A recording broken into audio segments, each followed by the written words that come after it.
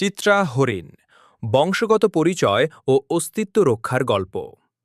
একসময় বাংলাদেশের সুন্দর বনাঞ্চল, ঘন জঙ্গল এবং তৃণভূমিতে অসংখ্য চিত্রা হরিণ বিচরণ করত। তাদের গায়ের সোনালি বাদামি রঙের উপর সাদা সাদা ফোঁটা যেন প্রকৃতির আঁকা এক অপূর্ব শিল্পকর্ম। চিত্রা হরিণের বৈজ্ঞানিক নাম অ্যাক্সিস অ্যাক্সিস।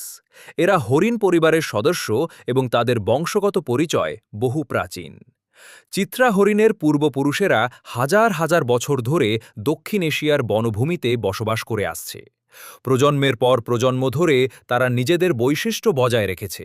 তাদের দ্রুত দৌড়ানোর ক্ষমতা, তীক্ষ্ণ শ্রবণ শক্তি এবং দলবদ্ধ জীবনযাপন তাদের টিকে থাকতে সাহায্য করেছে।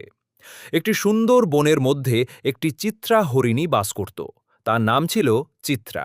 সে তার মায়ের কাছ থেকে শুনেছিল যে তাদের বংশ একসময় খুব সমৃদ্ধ ছিল। বন জুড়ে অসংখ্য হরিণের পাল দেখা যেত। ছোট ছোট সাপকেরা আনন্দে ছুটে বেড়াত, আর বন ছিল প্রাণবন্ত।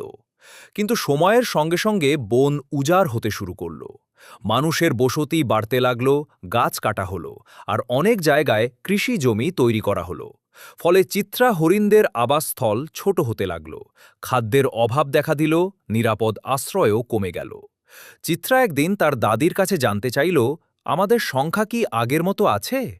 দাদি দীর্ঘশ্বাস ফেলে বললেন, না মা, একসময় আমরা হাজার হাজার ছিলাম। এখন আমাদের অস্তিত্ব হুমকির মুখে। অনেক হরিণ শিকারীদের হাতে মারা গেছে, আবার অনেকেই বন হারিয়ে অন্যত্র চলে যেতে বাধ্য হয়েছে। চিত্রা মন খারাপ করে ভাবতে লাগল, যদি একদিন তাদের বংশের কোনো সদস্যই না থাকে, তখন কি মানুষ শুধু বইয়ের পাতায় তাদের ছবি দেখবে? একদিন বন বিভাগের কিছু মানুষ বনে এলেন। তারা বনের প্রাণীদের রক্ষা করার জন্য কাজ শুরু করলেন। শিকার বন্ধে নজরদারি বাড়ানো হলো এবং নতুন গাছ লাগানো হলো। ধীরে ধীরে বন আবার সবুজ হতে শুরু করল। চিত্রা ও তার সঙ্গীরা নিরাপদ পরিবেশে বসবাস করতে লাগল। নতুন সাপকের জন্ম হল, বন আবার প্রাণ ফিরে পেল। তখন চিত্রা